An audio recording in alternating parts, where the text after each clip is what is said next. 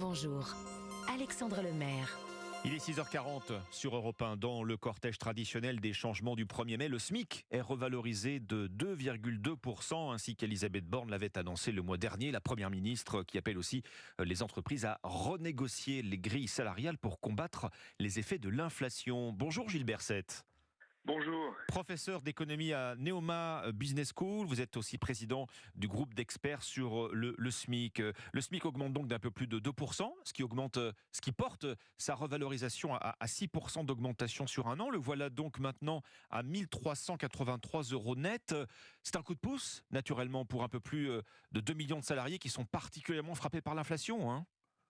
Alors, ce n'est pas ce qu'on appelle un coup de pouce. Alors, ce n'est pas un coup de pouce techniquement, vous avez raison. Voilà. Un coup de pouce, c'est une augmentation discrétionnaire décidée par les pouvoirs publics, tandis que l'augmentation que vous mentionnez au 1er mai est une augmentation automatique. Oui, c'est ça. Liée à l'indexation, au processus d'indexation du salaire minimum sur l'inflation. En tout cas, du point de vue des salariés au SMIC, eux le prennent comme un coup de pouce, évidemment. Les salariés le prennent évidemment comme une revalorisation de leur salaire, quand ils sont directement concernés par cette revalorisation du SMIC, et une défense de leur pouvoir d'achat. Cela va de soi. Oui, on rappelle important effectivement, Gilles Berset, le SMIC est bien indexé sur l'inflation, il augmente mécaniquement avec elle. Absolument. C'est presque une spécificité française. Vous savez, sur les 38 pays de l'OCDE, 30 disposent d'un salaire minimum national, et sur ces 30 pays de l'OCDE qui disposent d'un salaire minimum national, 4 seulement, dont la France, ont indexé ce salaire minimum national sur l'inflation, et la France est le pays dans lequel cette indexation d'ailleurs est la plus contraignante. Avec une inflation qui approche les 6%, cette revalorisation porte donc le SMIC horaire à 11,52 € contre 11,27 € précédemment. Notre salaire minimum en France, il se situe comment au juste par rapport à nos voisins européens, Gilles Berset ? C'est l'un des plus élevés. C'est l'un des plus élevés des salaires minimums parmi les pays de l'OCDE. Donc c'est évidemment une chose dont on peut se féliciter pour le pouvoir d'achat des personnes qui sont au salaire minimum. C'est par contre une chose dont on peut parfois regretter les effets préjudiciables pour les salariés peu qualifiés en France, qui peuvent avoir évidemment des effets emploi d'un salaire minimum élevé, qui peuvent en pâtir. Vous voyez, parce qu'il y a une relation entre le salaire minimum et l'emploi des personnes les moins qualifiées. C'est-à-dire, expliquez-nous, en quoi les effets d'un SMIC revalorisé seraient préjudiciables pour les salariés ? Eh bien, il est clair, c'est les employeurs, si vous voulez, quand le SMIC augmente fortement, peuvent avoir tendance à embaucher moins de personnes peu qualifiées. C'est une chose d'ailleurs qu'on a confirmée dans une étude spécifique que nous avons commandée, le groupe d'experts sur le SMIC, et qui est incluse, cette étude, dans notre dernier rapport. Et cette étude montre qu'effectivement, les revalorisations du SMIC peuvent avoir un effet défavorable sur l'emploi des personnes les moins qualifiées.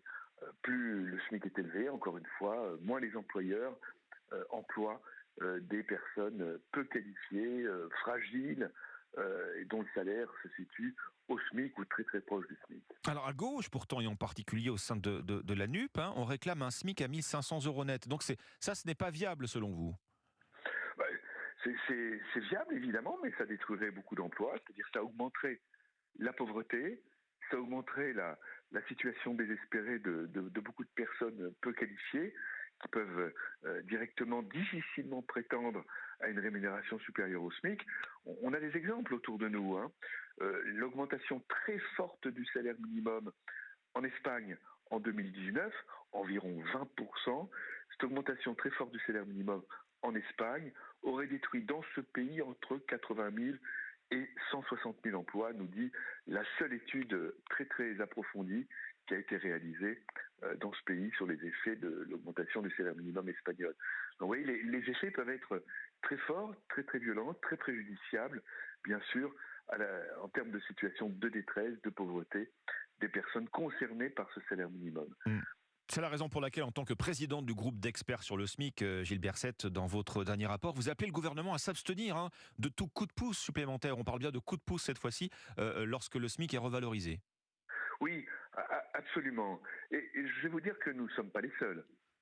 Par exemple, le premier syndicat de France, la CFDT, n'a jamais demandé de revalorisation du SMIC via un coup de pouce. Vous voyez, jamais. Ce sont les autres syndicats qui demandent une telle revalorisation via des coups de pouce du salaire minimum. Et au-delà du niveau du salaire minimum, au-delà du fait que des personnes sont au SMIC, ce qui est le plus dramatique, c'est que des personnes, hélas, le restent très très longtemps. C'est la raison pour laquelle il faut se mobiliser d'une façon très très forte pour que les personnes au SMIC ne restent pas durablement au SMIC. Mais alors, ça veut dire, est-ce qu'il faut changer aussi carrément les modalités de revalorisation automatique du SMIC? Est-ce qu'il faut le désindexer de l'inflation? C'est une des propositions que nous faisons dans notre rapport, dans le rapport du groupe d'experts sur le SMIC.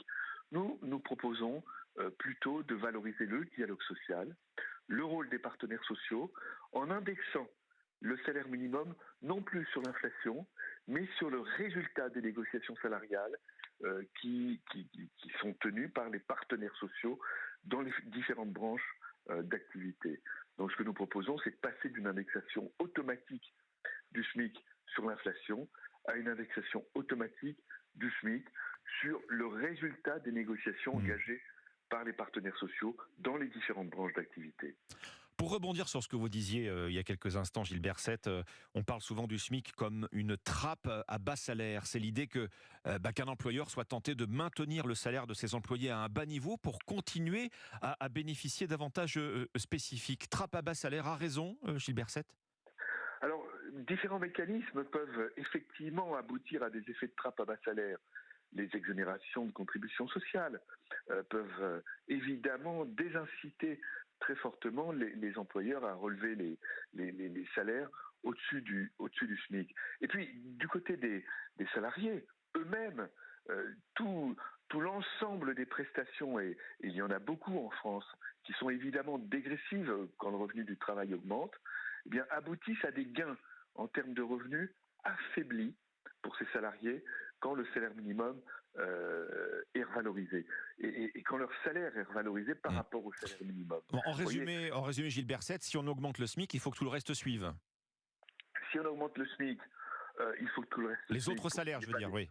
Oui, pour qu'il n'y ait pas d'effet de trappe.